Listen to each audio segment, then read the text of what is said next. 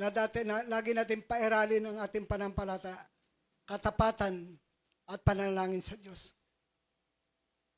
Huwag tayong tumigil sa ating pananalangin sa Diyos. Kaya nga, binibigyan tayo ng pagkataon na humingi na maraming binhi, maraming tinapay, maraming panghandog sa Diyos. Natin i-address ang ating panalangin. Isang pagkataon niya binibigay sa atin. Kasi pag wala kang responsibilidad, wala kang nakita, dapat makita mo ang kalagahan ng panalangin sa Diyos. Paghingi sa Diyos.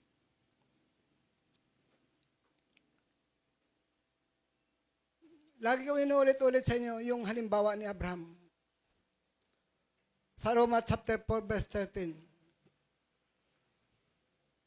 Roma chapter 4 verse 13. Ang sabi dito, ipinangako ng Diyos kay Abraham na sa kanyang maging lahi na mamanahin nila ang buong mundo. Buong mundo. Hindi dahil sa pagsunod niya sa kautusan, o dahil sa itinuring ng Diyos na matuwid sa pamagitan ng kanyang panampalataya sa Diyos. Hindi dahil sa pagsunod sa kautusan. Kasi ang sa atin ng Diyos, ipinaalam sa atin ng kautusan na lahat ng tao nagkasala. Hindi natin alam na tayo pala ay makasalanan lahat. Yun yung bahagi ng kautusan. Kasi habang dumadami ang tao, dumadami din ang lumalabag sa kautusan ng Diyos. Kahit may kautusan na, hindi pa nakasunod ang tao.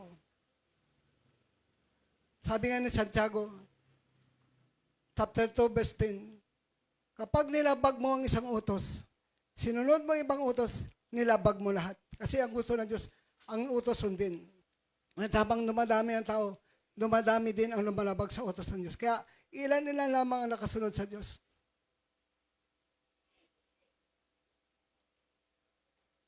Ang sabi doon, kapag nilabag mo yung isa, sinunod mo yung iba, nilabag mo lahat. Santiago chapter 2 verse 10. Kasi binigay ang utos para sundin, kaya lang napakahirap sundin. Habang dumadami ang tao, dumadami din ang lumalabag. At ang sabi ng Biblia, napupuot ang Diyos sa mga lumalabag sa kanyang utos. Paano nakamit ni Abraham ang pangako? At ang kanyang lahi. Sa pamagitan ng panampalataya. Hindi sa pagsunod sa utos. Hindi sa pamagitan ng pagsunod sa utos, kundi sa pamagitan ng panampalataya sa Diyos. Itinuring si Abraham na matuwid. At ganoon din ang lahat ng simpalataya sa Diyos. Itinuturing din ng Diyos na matuwid dahil sa kanilang panampalataya sa Diyos. Lahat ng panampalataya ang tingin ng Diyos matuwid. Amen po ba?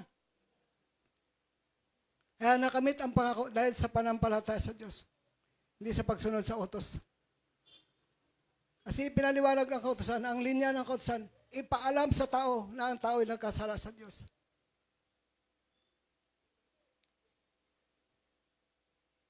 Amen po ba? Kung walang kautusan, hindi natin alam na makasalanan pala tayo.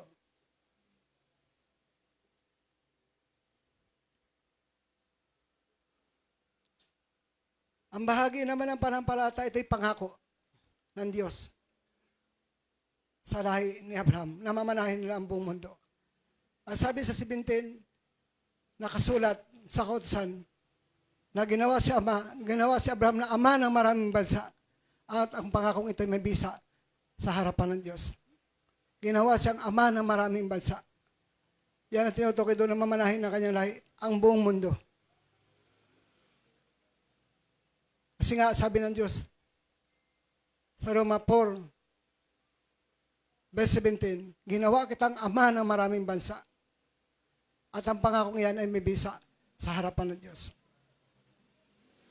May bisa sa lahat ng nagsisampalataya sa Diyos.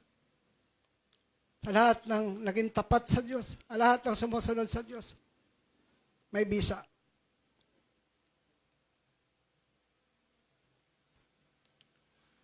Kaya dapat panghawakan natin ang mga pangako ng Diyos.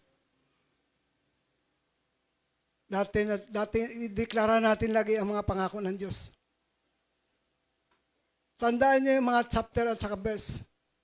para alam niyo kung paano panghawakan yung mga pangako ng Diyos. Magbasa kayo lagi ng Bible para makita niyo kung saan yung mga pangako ng Diyos.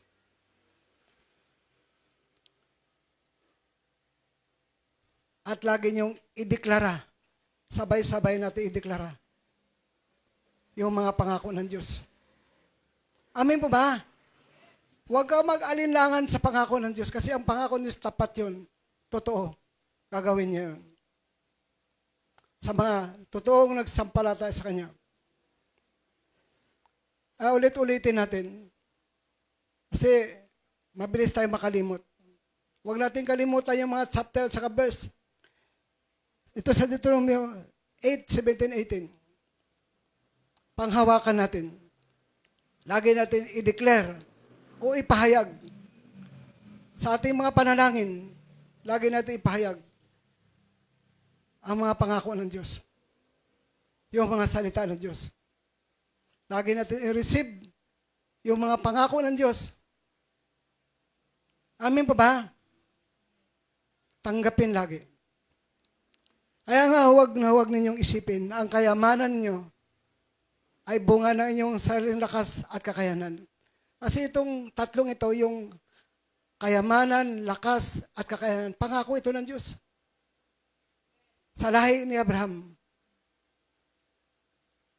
At lahat ng nagsampalata sa Diyos ay lahi ni Abraham. Kayamanan, lakas at kakayanan. Ibig sabihin, kapangyarihan.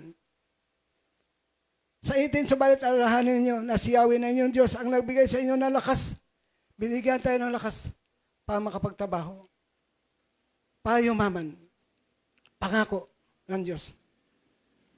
Ginawa niya ito bilang pagtupad niya sa kanyang pangako sa ating mga ninuno. Sino ba ninuno natin? Si Abraham, Isaac at Jacob. Sila ang ating manuno na pinangakuan ng Diyos ng kayamanan, lakas at kakayanan. Kapangyarihan. Mababasa din natin yan sa Bagong Tipan, yung mga pangako na yan sa Lumang Tipan.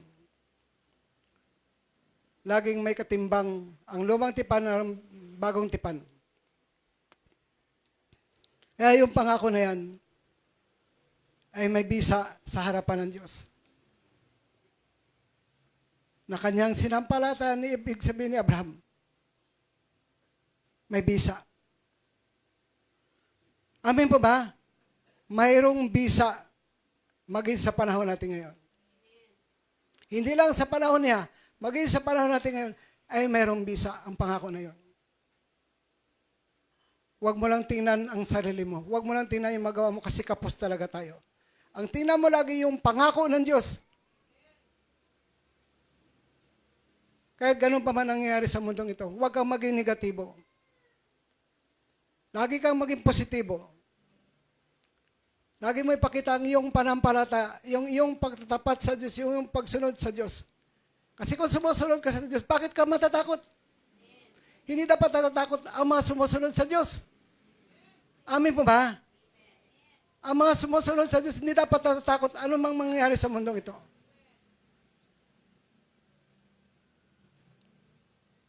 Lagi ka dapat maging malakas.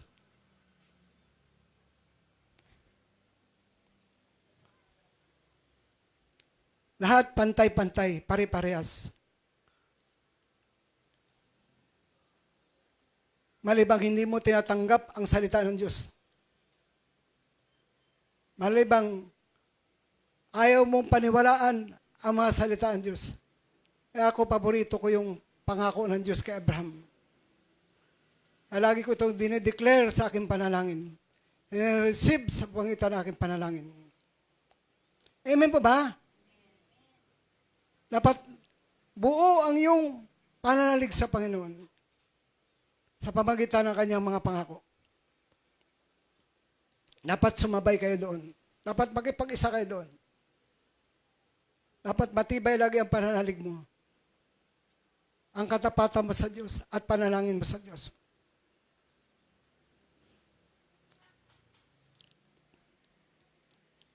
Sa Galatia chapter 3 verse 28 hanggang 29, sabi dito, Wala nang pagkakaiba ang Hudyo at Grego. Alipin at malaya. Lalaki at babae. Wala nang pagkakaiba. Pare-paras lahat. Anumang nasyon, anumang bansa, parehas ang tingin ng Diyos. Hudyo, Grego, alipin, malaya, babae, lalaki, babae. Pas ang tingin ng Panginoon. Kayong lahat ay isa. Ay isa na dahil sa inyong pakipag-isa kay Kristo Jesus. Isa tayo lahat. Kapag nakipag-isa kay Kristo Jesus, isa ang tingin ng lahat sa lahat. Hudyo ka man, Grego ka man, alipin ka man, malaya ka man, lalaki ka man, babae, pare-paras ang pagtingin ng Panginoon. Wala siyang itinatangi. Maging hintil ka man. Tayo kasi hintil tayo. Hindi tayo Hudyo, hintil tayo. At kung kayo kay Kristo, kayo mga anak niya, tagapagmana ng pangako ng Diyos. Kayo ba ay kay Kristo? Taas ka mo ang kamay na ka na kay Kristo. I-claim mo lagi na ikaw kay Kristo. I-deklara mo lagi na ikaw ay kay Kristo. At ikaw ay anak ni Abraham. At tagapagmana ka ng mga pangako ng Diyos. Yung mga binanggit ko sa Deuteronomy 8:17-18, yun yung mga pangako ng Diyos kay Abraham. Kayamanan, lakas, kakayanan. Amin po ba? Kaligtasan, pangako ng Diyos yan. Nakakamit yan sa pamamagitan ng pananalig sa Panginoon. Yung pananalig na walang singaw.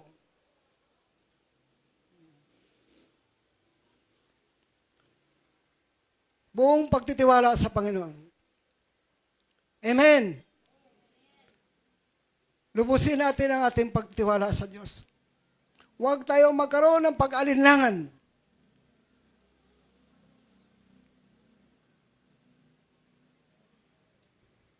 At kung kayo kay Kristo, kayo mga anak niya, tagapagmana kayo ng mga pangako ng Diyos.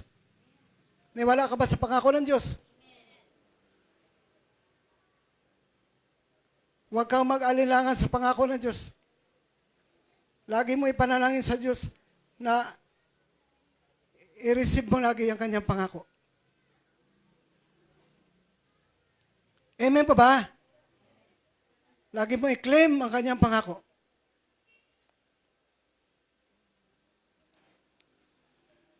Huwag kang magkaroon ng pusong pag-alinlangan.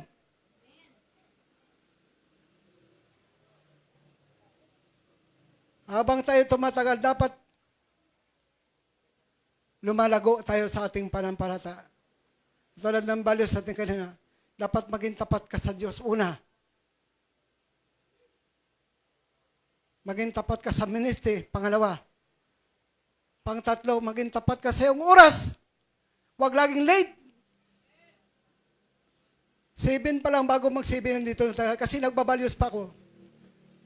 At may matutunan ka doon sa mga values na yun. Pang-apat, maging tapat ka sa iyong paglilingkod sa Diyos. Amen po ba? Una, maging tapat ka sa Diyos. Pangalawa, maging tapat ka sa ministry na kinaaniban mo. Pangtatlo, maging tapat ka sa iyong oras. Kung ikaw gusto mong maging leader ka. Kahit hindi ka leader, dapat ganun din ang iyong karakter. O, ibig sabihin ng karakter, ugali. Pang-apat, maging tapat ka sa paglingkod sa Diyos. Kasi paano ituturo mo sa tao kung hindi mo ginagawa yung mga bagay na yun? Lagi kang late.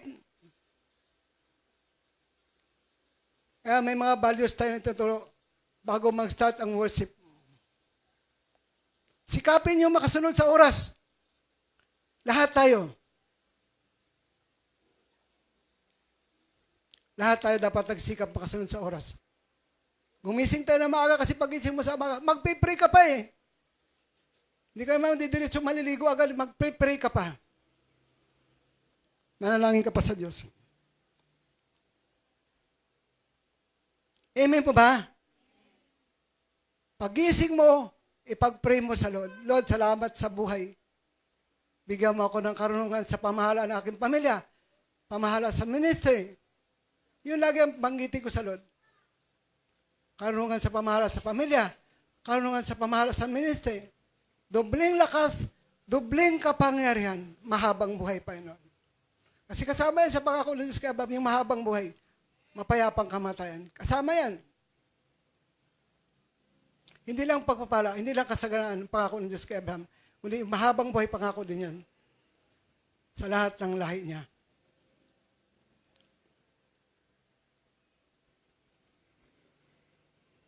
Galatia 3, verse 6 hanggang 8, hanggang 9.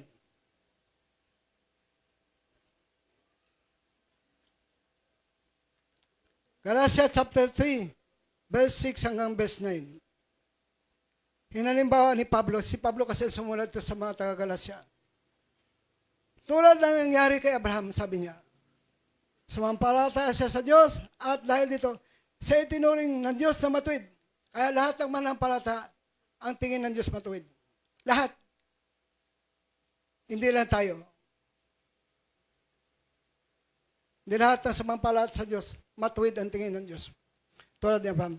Kung gayon, maliwanag na mananalig sa Diyos, ang tunay na anak ni Abraham. Kaya pag tayo nananalig sa Diyos, mga anak tayo ni Abraham.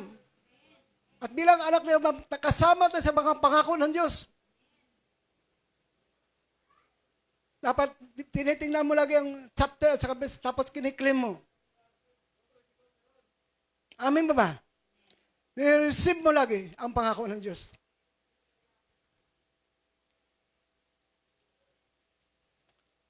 Bago pa ito mangyari, ipinahayag na ng kasulatan na pinawangsala ng Diyos ang mga hintil. Tayo hintil, tayo hindi tayo Hudyo. Hintil, makasalanan. Ngunit, nung tanggapin natin si Jesus bilang Panginoon, bilang tagapagligtas, binago rin tayo ng Panginoon. Kasama rin tayo sa pangako. Hindi lang ang pangako para sa mga sumusunod sa utos sa mga Hudyo, kundi maging sa mga hintil. Ipinahayag na ito ng Diyos kay Abraham. Sa pamamagitan ng panampalataya, ang magandang balita ipinahayag kay Abraham na sa pamamagitan may pagpalain lahat ng bansa. Lahat ng bansa. Kasama dyan ang bansang Pilipinas kasi bansa itong bansang Pilipinas eh. Lahat ng bansa kasama sa pangakong pagpapala ng Panginoon. Sa magitan may pagpalain ng lahat ng bansa. Ito yung ibig sabihin doon na ipinangako ng Diyos kay Abraham na ang kanyang lahi ang magmana ng buong mundo. Kasi lahat ng bansa, ipinangako ng Diyos na siya'y maging ama ng maraming bansa. Amin po ba? Madaling maintindihan niya. Kaya nga, pagpalain ang sumampalataya tulad ni Abraham na sumampalataya. Pagpalain din po daw, sabi ng Panginoon, ang sumampalataya tulad ni Abraham, tulad natin na sumampalataya din sa Diyos. Kasama sa pagpapala. Yung mga hintil, tayo hintil, tayo hindi tayo Hudyo. Kaya, ang Hudyo, ang unang pinangakuan. Ngunit dinala sa mga hintil, ang magandang balita, kaya ang mga hintil nakabahagi din ng mga pangako ng Diyos. Dahil hindi nagtatangi ang Diyos. Lahat ng kumikilala sa Kanya, lahat ng sumampalat sa Kanya, ay pagpapalain din niya. Dapat sabay-sabay tayong pagpalain ng Diyos. Wala dapat maiwan. Amin po ba? Dapat sabay-sabay tayong pagpalain ng Diyos. Yung ating panampalataya, yung ating katapatan, yung ating panalangin, huwag natin ilalayo sa ating mga bibig, sa ating mga sarili. Amin po ba? Lagi tayong manalangin sa Diyos. Binigyan tayo ng pagkataon na manalangin sa Diyos. Ano man panalangin natin, i-deklara natin, ipahayag natin yung salita ng Diyos. At lagi tayong magpasalamat sa Diyos. Pagkatapos tayo humingi sa Diyos, magpasalamat ka na sa Panginoon. Huwag mong alisin ang pagpasalamat. Lagi kang magpasalamat.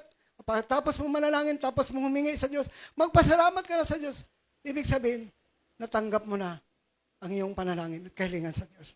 Ganyan ang panampalataya. Ganyan ang panampalataya. Matapos kang manalangin sa Diyos, matapos kang humingi sa Diyos, magpasalamat ka sa Diyos. Huwag puro reklamo. Kasi hindi matutuwa ang Diyos pag puro ka reklamo. Amin ba ba? Pag puro ka daing, hindi ka pagpapalain ng Diyos. Pag puro ka negatibo, hindi ka pagpapalain ng Diyos. Pasalamat ka kung yung kasama mo ay nagpapasalamat lagi sa Diyos. Amen po ba? Dapat lahat tayong manalangin sa Diyos. Pagkatapos mo manalangin, magpasalamat ka sa Diyos. Ipagpasalamat mo ang iyong pinalangin ay tinugunan ng Panginoon. Ganyan ang panampalataya sa Diyos. Sa magitan may pagpalain ng lahat ng bansa. Kaya naman, pagpalain ang mga sumampalataya tulad ni Abraham na sumasampalataya. Kaya hindi nakamit ang pangako dahil sa pagsunod sa utos, sa kautusan. Kundi sa pamagitan ng panampalataya, natupad ang pangako ng Diyos. Amen po ba? Kumikilos ang Diyos sa taong may panampalataya. Lahat na nagsisikap na sumunod sa kautusan, nasa ilalim ng sumpa. Kasi dapat pag sumusunod ka sa utos, sundin mo lahat. Ay, bibihira na nakakasunod doon eh. Bayan, 10 utos. Nilabag mo yung isa, sinunod mo yung 9, lumabag ka sa buong kautusan. Yan ang batas ng Diyos sa kautusan. Kaya binigay ako sa para sundin. Kaya lang, bibihira lang ang nakasunod. Habang dumadami ang tao, dumadami din ang paglabag ng tao sa utos ng Diyos. Kaya napuot ang Diyos sa mga taong lumalabag sa kanyang utos. Amen po ba? Dapat maintindihan kung ano yung direksyon ng kautusan. Ano ang direksyon ng panampalataya? Ang panampalataya, doon nababatay ang pangako. Ang kautusan, ipinakikilala ng kautusan na tayo makasalanan. Kung wala kautusan, hindi natin alam na tayo makasalanan pala. Romans 7 verse 7. Hindi natin alam yung salitang pag-iimbot. Pag-interest sa mga bagay sa atin, ibig sabihin ng pag-imbot. Ini-interesa mo yung mga bagay na hindi sa iyo. Kasalanan niya sa Diyos. Hindi natin alaman kung walang kautusan. Romans chapter 7 verse 7. Amen po ba? Yan ang direksyon ng kautusan. Kung walang kautusan, hindi natin alam kung ano yung kasalanan. Kaya salamat sa kautusan. Kasi ang kautusan, banal yan. Hindi natin pinawalang bisa ang kautusan kasi pinagtitibay pa nga sabi ni Paul. Kaya lang, mabuti ang utos kung sinusunod. Ngunit kung hindi sinusunod, malaking kasalanan sa Diyos. Amen po ba? Ito kasama rin to sa pangako. Palang Korinto, chapter 9, verse 10 hanggang 11. Kaya binibigyan tayo ng Lord ng pagkataong manalangin. Manalangin na manalangin. Huwag niyong kaligtaang manalangin na manalangin sa Diyos. Ang sabi dito, ang Diyos ay nagbigay ng binhing pangtanim. Ang Diyos ay nagbigay ng binhing pangtanim. Tinapay na makakain. Ang tinapay, hindi tinatanim, kinakain yan. Ibig sabihin ng tinapay, kanin, isda, gulay, karne. Yan yung pagkain dyan sasabi. At yung binhi, pinansyal yan.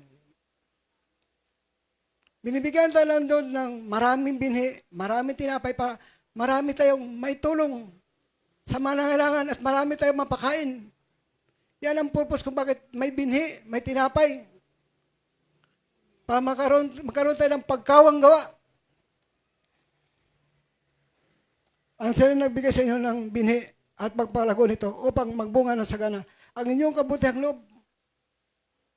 Binibigyan tayo ng Diyos ng pagkataong makapanalangin. Ang manalangin na manalangin. Kaya dapat tayo intindihan bakit mayroon tayong paghandog. Kasi ang Diyos ay nagbigay ng binhi. Siya din nagbigay ng tinapay. Kaya manalangin tayo, nabigyan tayo ng maraming binhi, maraming tinapay. Ang purpose ng binhi, marami tayong matulungan. At purpose ng tinapay, marami tayong mapakain. Amen po ba? Yan ang purpose niyan. Siya ang bigay sa inyo ng binhi, magpapalago. Siya din nagpapalago, siya din nagpapabunga. Upang magbunga ng sagana ang inyong kabutihang loob. Sa 11, pasaganain niya kayo sa lahat ng bagay upang marami ang inyong matulungan. Kaya ang binhi nito, tinapay, pagtulong. Maraming matulungan. Sa gayon, lalong darami ang magpasalamat sa Diyos dahil sa inyong tulong at dadalhin namin sa kanila. Ang iglesia noong unang panahon, nagtitipon ng binhi, ng pinansyal, nagtitipon ng pagkain para dalhin sa mga nangailangan. Kung ganito rin yung ating isipan damdamin, sabi nga sa Gawa, chapter 4, verse 32, pinag-isa ng Diyos ang kanilang damdamin at isipan. Isang buhos na ng papala. Walang makasali sa kanilang tayo na yun. Iisa ang kanilang damdamin at isipan. Pinospos sila ng Diyos ng kanyang espiritu. Walang makasali. Sila lahat ay isang damdamin at isipan. Isang buhos ang pagpapala ng Panginoon. Kasi kung bahagi, kampi-kampi, hindi pagpapalain ng Diyos ang simbahan. Dapat isang damdamin isipan natin pagdating sa motibo ng pagkawanggawa. Pagtulong kasi yun ang gusto ng Diyos. Tumulong tayo sa ating kapwa. Yung mga may kapansanan, mga nahihirapan, nagugutom. Isa dapat ang motibo natin. Pa-bless tayo ng Panginoon. Huwag yung tingnan yung nangyari sa mundo. Pag tinignan, mahihilo ka dyan. Iba-iba opinion yan. Iba-iba kuro-kuro. Kampi-kampi. At magtagumpay man sila dyan, higit tayong mas matagumpay pag nakipag-isa tayo sa Panginoon. Amin ba? Higit na matagumpay ang nakipag-isa kay Kristo.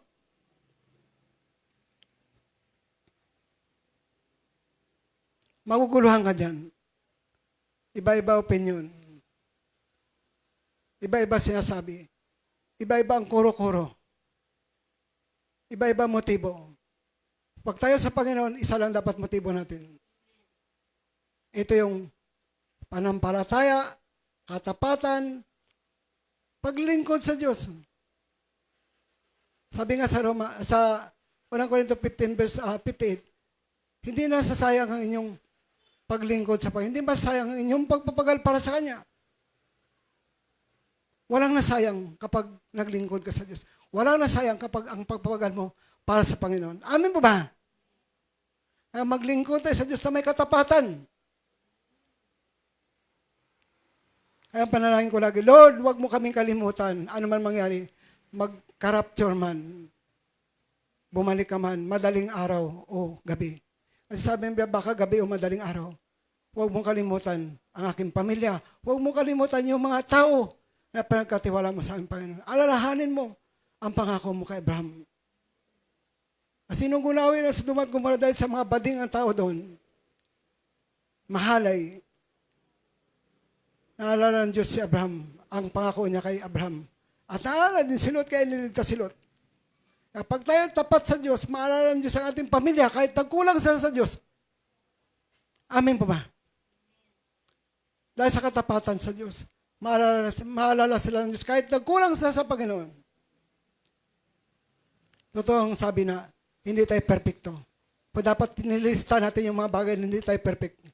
Tandaan natin yung mga bagay na hindi natin napiperfect. Ilista natin. At doon tayo manalangin, doon tayo palakasin ng Panginoon. Doon tayo buksan ng Panginoon.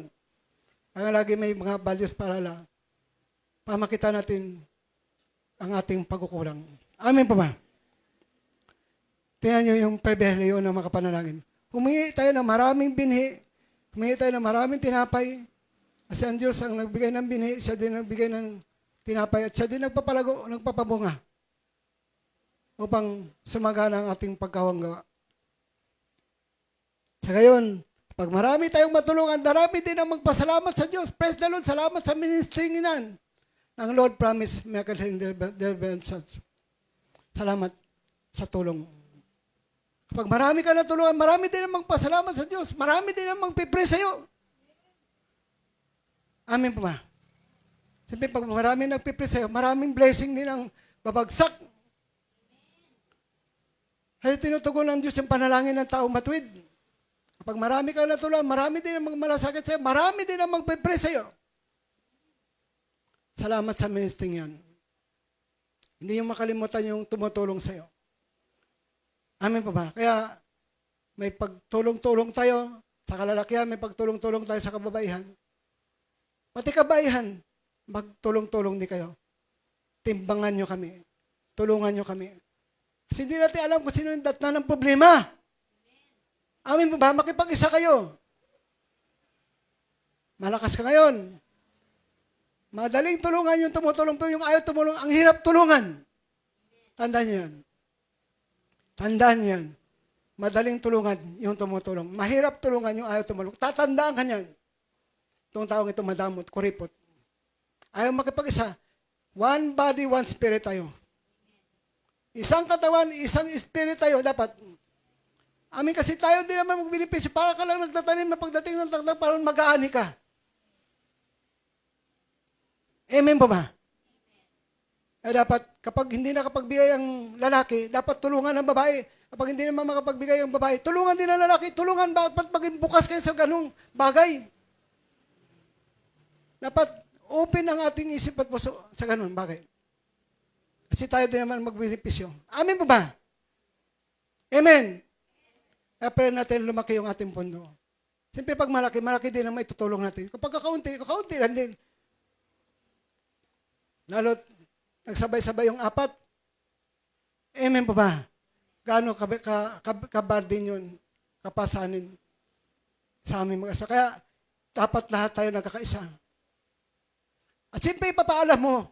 Kasi paano naman hindi naman tayo manghuhula na malaman natin may problema ka. Dapat pinapaalam mo may problema ka. Amen po ba? Amen. Baka mga sisihin nyo kami, ay may problema kami, hindi naman kami tiyo. Hindi naman namin alam yun. Ipaalam mo. Ipaalam mo sa madla. Amen po ba? Ipaalam mo sa kapatiran.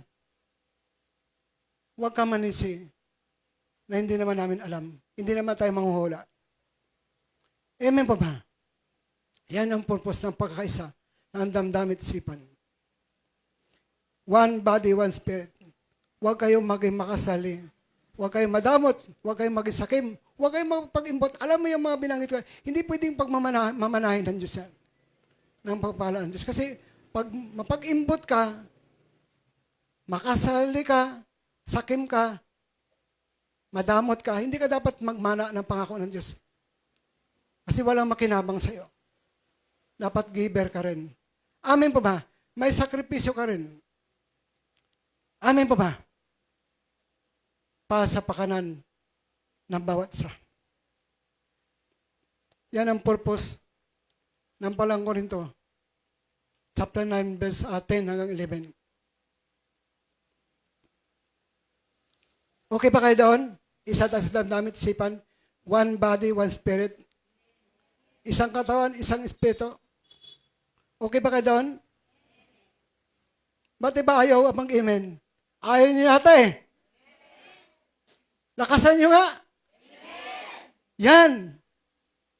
Maganda yung isang katawan tayo, isang spirit tayo, isang damdamin tayo, isang isipan tayo.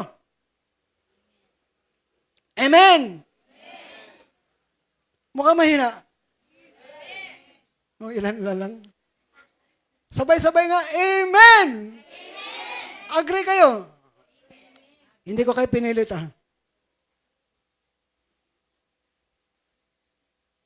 Yan sa episode chapter 3 verse 20. Sa Diyos na makagawa ng higit pa sa ating maaari nating hilingin at isipin sa pamagitan ng kanyang kapangyarihan kumikilos sa atin. Niwala ba kayo na ang Diyos ay pag humiling tayo ay higit pa sa ating iniisip, higit pa sa ating hiningi ang ibibigay niya? Ganun ang Panginoon, hindi siya magpapalamang sa'yo. Higit pa sa iniisip mo, higit pa sa hinihiling mo ang ibibigay sa'yo sa pamagitan ng kanyang kapangyarihan kumikilos sa'yo. Di ba? Tayo, ang dami-daming binibigay sa atin ng Lord. Buhay, lakas. Mga pagpapala. Hindi natin napapansin. Bigyan tayo ng Diyos ng buhay. Bigyan tayo ng Diyos ng lakas. Bigyan tayo ng Diyos ng maraming pagpapala. Nakikita niyo ba na pagpasalamat niyo ba yun sa Diyos? Na yung lakas mo, buhay mo, pamilya mo, buhay ka hanggang ngayon, malakas ka hanggang ngayon, pinagpapala ka ng Diyos, dapat laging magpasalamat sa Diyos. Huwag mo kalimutan na lagi mo ipagpasalamat sa Diyos ang buhay mo, buhay ng pamilya mo. Lakas mo, lakas ng pamilya mo. Pagpapalaan yung lahat. Huwag mo kalimutan na lagi pagpasalamat sa Diyos. Minsan nakita natin yung kawalan.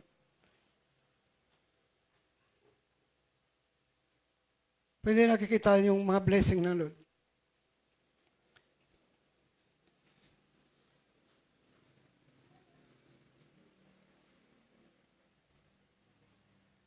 Sa Diyos na makagawa, na higit pa sa ating mahal nating hilingin at isipin sa pamagitan ng kanyang kapangyarihang kumikilos sa atin. Higit pa sa ating hinihiling, higit pa sa iniisip natin, ang binibigay ng Diyos sa atin. Sa pamagitan ng kanyang kapangyarihang kumikilos sa atin.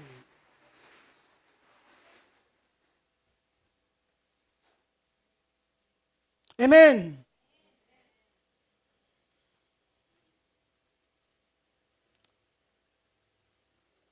Philippians chapter 4, verse 6 hanggang 7.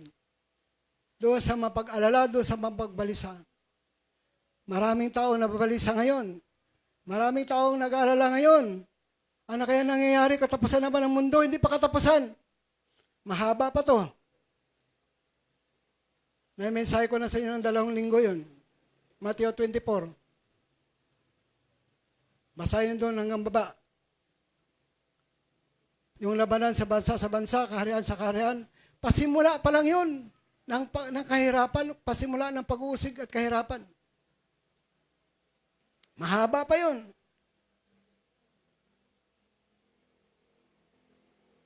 Pero wag yun ang tingnan mo. Ang tingnan mo pa rin ang Diyos.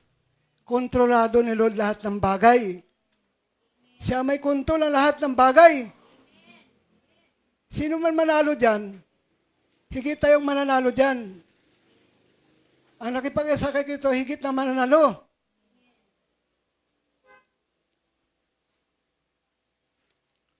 Huwag kayong mabalisa doon sa magbalisa. Huwag kayong mabalisa, sabi ng Panginoon. Tungkol sa anumang bagay. Sa halip, hingin niyo sa Diyos ang lahat na inyong kailangan sa pamagitan ng panalangin may pagpasalamat. Tapos ka manalangin, magpasalamat ka sa Lord. Yan ang gusto ng Panginoon na luwalhati siya kapag ikaw matapos manalangin, nagpapasalamat ka sa Kanya. Tulad ng Daniel 6, kahit may banta ang buhay, lumuhod pa rin, hanalangin at nagpasalamat sa Diyos. Kaya bandang huli siya pa rin ang tagumpay.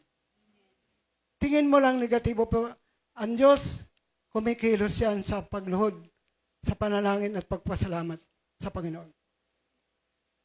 Amen po ba? Huwag kayong mabalisa tungkol sa anumang bagay. Sa halip, hingin niyo sa Diyos ang lahat na inyong kailangan sa pamagitan ng panalangin may pagpasalamat. Doon naman sa walang kapayapaan. At ang kapayapaan ng Diyos na hindi kayang maunawaan ng tao, ang siya mag-ingat sa inyong puso at pag-isip dahil sa inyong pakipag-isa kay Kristo Jesus. Magkaroon ka ng kapayapaan. Doon sa walang kapayapaan, balisang-balisa, abalang nababahala. Ang kapayapaan ng Diyos ang mag-ingat sa inyong na hindi kayang unawain ng tao. Ang siya mag-ingat sa inyong puso at pag-isip dahil sa inyong pakipag-isa kay Kristo Jesus. Nababalisa ba kayo? Taas ka ang kamay na nababalisa? Wala. Yung may kapayapaan sa puso? Taas ang kamay. Yes! Hallelujah!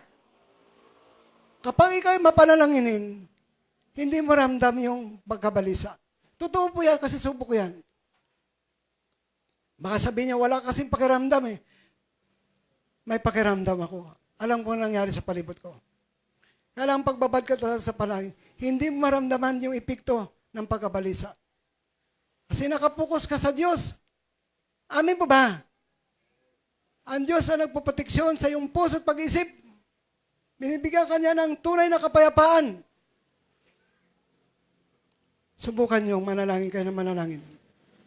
Hindi tatalab sa iyo ang pagkabalisa. Amen. Yan ang sekreto dyan. Sekreto ng prayer. Powerful prayer. Powerful prayer. Yung sekreto ng panalangin. Bigyan ka ng Diyos ng tunay na kapayapaan sa iyong isip at puso. Walang distraction na makapasok sa iyong isip at puso. Kasi protektado ng Lord yan.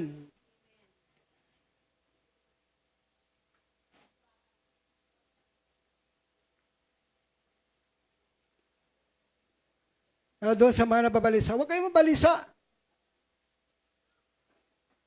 Sa halip, hingin niyo sa Diyos ang lahat ng inyong kailangan sa pamamagitan ng panalangin may pagpasalamat. Lagi kayong mapagpasalamat sa Diyos.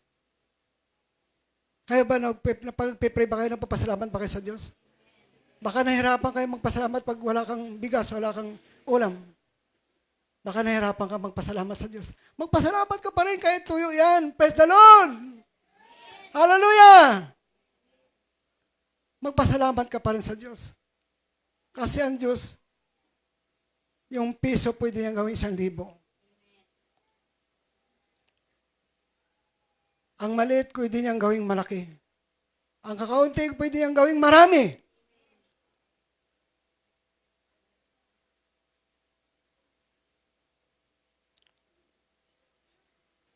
Niwala ba kayo doon? Kaunti lang nag-amen? Sabay-sabay nga ito, amen! Yung narinig naman ng Panginoon, narinig naman sa langit. Huwag yung amen. Kinakaya mo yung pagpapasalamat sa Diyos. Pagkatapos mo manalangin, magpasalamat ka na sa Diyos. Praise the Lord! Yan yung nakaabot sa langit ang iyong pagpasalamat. Huwag niyong pakiusapan sa Satanas, ha? Satanas, baka pwede naman umalis ka dyan. Gamitan mo ng authority sa Satanas. Satanas, I command you, lumayas ka dyan. Huwag mong pakiusapan sa Satanas. Satanas, baka pwede naman umalis ka riyan. Lalo ka nga sa rin nun. Gamitan mo ng authority. I command you, demonyo ka, layas out! In the mighty name, in Jesus' name. In Jesus' name. In Jesus' name. Ganon ang pagpapalayas kay Satanas. Huwag sa isip lang. Dapat nilalabas mo ang boses mo. Amen po ba? Amen! Praise the Lord! Gagamitan mo ng authority. Matthew 18, verse 18, verse 19, verse 20.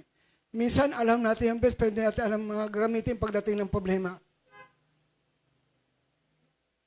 Hindi natin alam kung paano gamitin yung authority natin.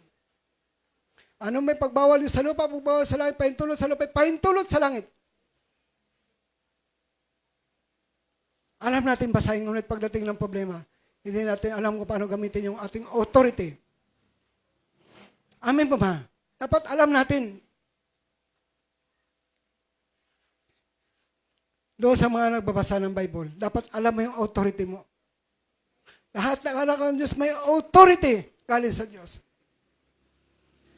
Kaya huwag kang pahina-hina kasi pag pahina-hina ka parang papel, sasamantalahin ka ng demonyo.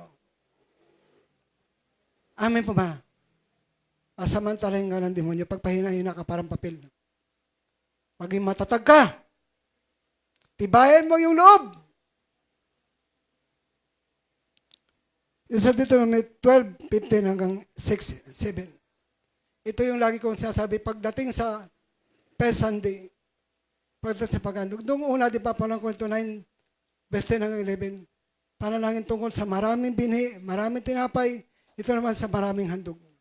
Manalangin tayo na magkaroon tayo ng maraming paghandog sa Diyos. Sa halip, hanapin niyo ang lugar na pipiliin ni Yahweh. Sa lupain ang isa sa inyong mga lipi. Doon lamang niya ipahayag ang kanyang Kung saan pinapahayag ang pangalan ng Panginoon, kung saan pinapahayag ang pangalan ng Panginoon, yun ang tinuturing niyang tahanan. Ano ba, dito pinapahayag ang pangalan ng Panginoon? Ito yung tinuturing niyang tahanan. Amen po, madali po bang intindihin? Kung saan pinapangaral ang pangalan ng Panginoon, yun yung itinuturing niyang tahanan. Doon niya siya sambahin. Doon din tayo magsamba. Doon din tayo mag-alay at maghandog. Ang alay po at paghandog, may sacrifice yan. May sakripisyo yung pag-aalay. Tulad ni Christ, ang inalay ng Diyos, sakripisyo. Handog. May sakripisyo talaga yan. Yung pag-aalay at paghandog. Minsan ayaw nila ng ikapo kasi ikapo, wala na yan sa Bible. Po, hindi naman bawal mag-alay sa Diyos. Hindi naman bawal maghandog sa Diyos. Di po ba? Kahit sa bagong tipan, may pag-aalay, may paghandog sa bagong tipan. Doon kayo Diyos sa sambahin, doon mag-alay ng iyong handog. At susunugin, wala nang pagsusunog yan. Palitan mo na ng ibang handog yan. Kung ano yung nais ng puso mo, yan na handog mo sa Diyos. At iba pang handog, iba pang alay tulad ng ikasampung bahagi. Ang ikasampung bahagi, maraming ayaw dyan. Pero yan ay alay din sa Diyos. Yan po ay handog sa Diyos. Sino ba magbabawal na mag-alay, maghandog sa Diyos? Meron bang bawal? Mag-alay, maghandog sa Diyos? Walang pwedeng magbawal. Kasi kung yan ang kalooban ng Diyos, tatanggapin ng Diyos yan. Kung yan ang nais ng puso mo, tatanggapin ng Diyos yan.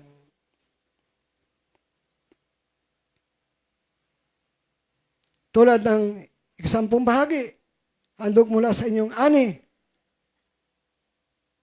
Saan ka ba kumukuha ng pang-ani mo? Sa sweldo mo.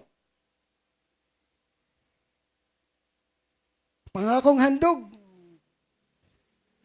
Kusang handog. Unang bunga ng pananim o first fruit ng bunga ng pananim. Huwag kang magbigay ng segunda mano. First fruit ang ibigay mo. At sa Diyos ka naghandog. Hindi sa tao. At panganay na anak ng inyong alagang hayop. 8 paghahandog ito. Sa 7, doon din kayo magsalo-salo sa harapan ni Yahweh na inyong Diyos bilang pagpasalamat sa pagpala niya sa inyo. Ito'y bilang pagpasalamat sa pagpala ng Panginoon sa atin. Nagpapasalamat pa kayo dahil pinagpapala tayo ng Panginoon. I-claim mo. Salamat nun sa pagpapala. Amen po ba? Doon din kayo magsalo-salo sa bahay ng Panginoon. Bilang pagpapasalamat sa mga pagpapala niya sa inyo. Yung pangwalo. Kung nakayanan ito na may salita, kaya din natin. Nibala ba kayo doon? Mag-pray kayo na marami kayong panghandog. I-desire nyo. I-desire. At ibibigay nandun ang desire ng ating puso. Tulad ng desire ng fire ng Holy Spirit, apoy ng Holy Spirit. Di-desire Holy Spirit, i-desire natin. Di-desire yan, hihingi yan sa Diyos araw at gabi.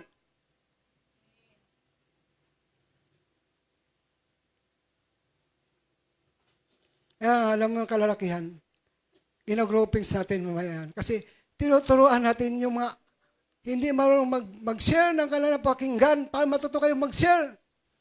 Pag uwi sa pamilya, may pang-share kayo, may pang-bahagi kayo. Yung mga natutuyo na ng laway, ayaw magsalita. Pumadaldal pagdating sa ibang bagay. Sa libutan, madaldal. Pagdating sa salita Diyos, walang busis, tuyo ang laway. Ganon din sa kababaihan, dapat tinutuan din kayo mag-share ng inyong napapakinggan. Maliban doon sa mga kasama sa evangelism at sa mentoring. Maraming kababaihan na hindi marunong mag-share ng kanilang napapakinggan. Dapat marunong kayo mag-share ng napapakinggan nyo. Pinapractice kayo doon sa bagay na yon. Kasi maraming natutuyo na yung laway, hindi marunong mag-share ng napapakinggan niya. Practice yun. Nakuha nyo kung bakit kayo may groupings pag Sunday, pagkatapos ng mensahe. Ayan naman, napakinggan ng mensahe, tapos magsishare uli.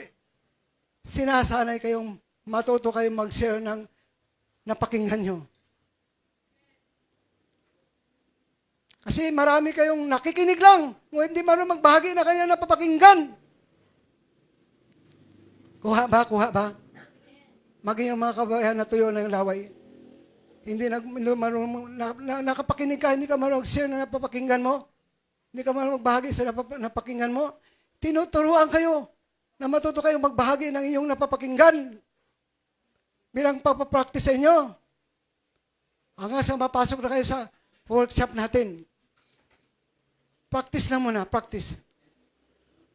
Okay ba yon?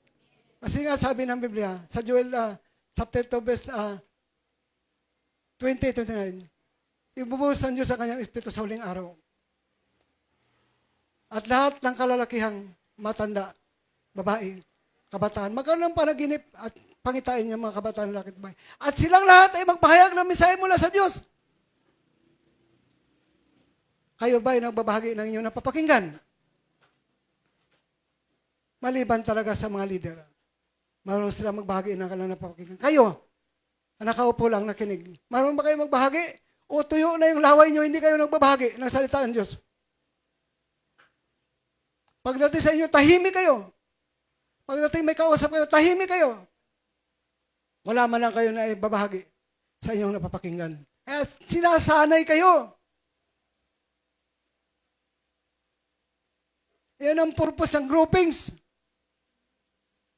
Ay dapat yung maintindihan. Dapat kababayan may groupings din.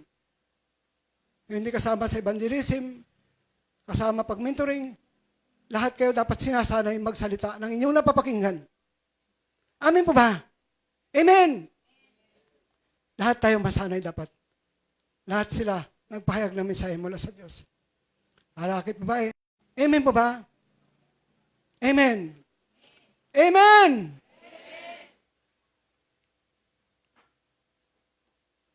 Pagdating sa sanlibutan, ang galing-galing natin. Pagdating sa hospital, wala tayong galing.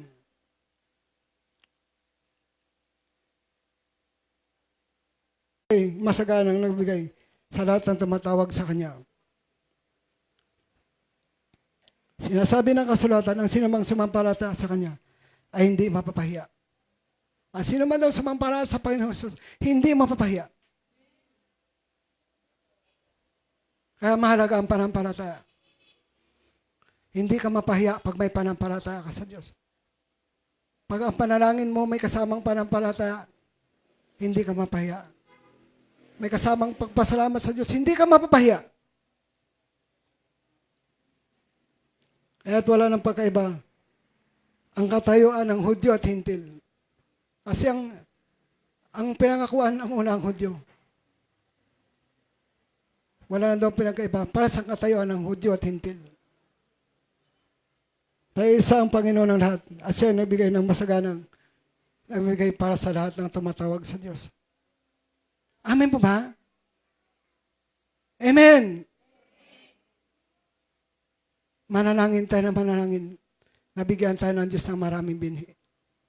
Manalangin tayo na manalangin. Nabigyan tayo ng Diyos ng maraming tinapay. Ang desire natin, isang damdamin sipan. Na makapagtanim tayo sa maraming taong nangailangan. Makapagpakain tayo sa mga taong nagugutom.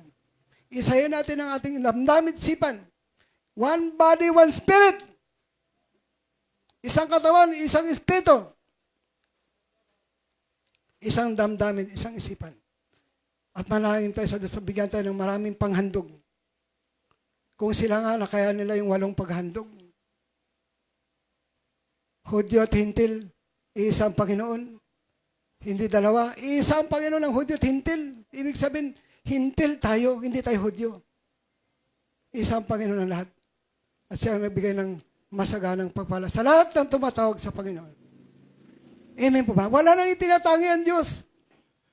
Kung unang lumang tipan, ang Hudyo lang pinagpala, yung Israel lang pinagpala. Sa bagong tipan, Hudyo at Hintil, pas na pinagpapala ng Diyos. Pas binibigyan ng kasaganaan ng Diyos. Basta tama lang ang motive natin. Father, I pray, i-bless mong salita mo sa umaga ito. Hinamin ang karunungan mo. Karunungan sa paghandil ng pamilya. Karunungan sa paghandil ng ministry. Lahat kami, bigyan mo ng karunungan. Dubling lakas, dubling kapangyarihan. Maraming binhi, maraming tinapay.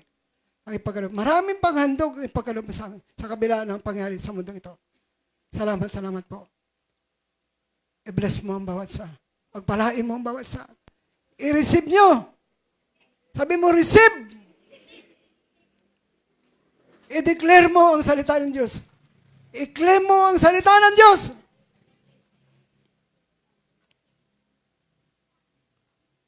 Amen po ba? Pagpalain mo ang iyong salita. Kumilos ang iyong walang hanggang kapangyarihan sa buhay ng bawat sa. Ang panalangin ko, pasaganain mo kami. Ikaw ang may kontrol na lahat ng bagay, Ama. In the mighty name, in Jesus' name, In Jesus' name. In Jesus' name. Hindi ko malaking pagkilos ng Holy Spirit sa ministry ng Lord Promise Michael Deliverance. Maging sa ipapawid sa YouTube, sa Facebook, Internet, sa Reels. Lahat ng tagapagin natin. I-bless mo. Lahat na may panampalataya, Lord, tugunin mo ang aming panalangin. In Christ Jesus' name. Amen. Amen.